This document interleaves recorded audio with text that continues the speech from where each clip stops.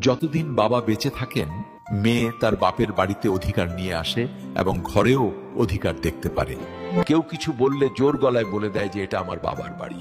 কিন্তু বাবা মারা যাওয়ার পর যখন সেই মেয়েটা আসে, তখন সে এত চিৎকার করে কাঁদে যে সমস্ত আত্মীয় স্বজন বুঝে যায় মেয়ে এসেছে। সেদিন মেয়েটি তার সাহস হারিয়ে ফেলে, কারণ তার বাবা আর নেই। তার সাহসও সেদিন মরে যায়। বাবার মৃত্যুর পর মেয়ে কখনো তার ভাই ভাবির ঘরে ততটা জেদ করে না যতটা জেদ বাবার সময় করত। এখন খেয়েছো, পড়েছো, ব্যাস সব শেষ। যতক্ষণ তার বাবা ছিল সবকিছু তার ছিল, এই কথাটা সে খুব ভালো করে জানে। বাবা মেয়ের সম্পর্কে ভালোবাসা সমুদ্রের চেয়েও গভীর হয়। বাবা তার মেয়ের জন্য দুনিয়ার সবচেয়ে বড় আশ্রয় আর সাহস, আর মেয়েও তার বাবার জন্য সেই সাহস আর গর্ব অনুভব করে। কিন্তু দুজনই এই কথা কখনো সরাসরি কাউকে বলে না। মনে রাখবেন, বাবার মমতা আর মেয়ের ভালোবাসা অমূল্য।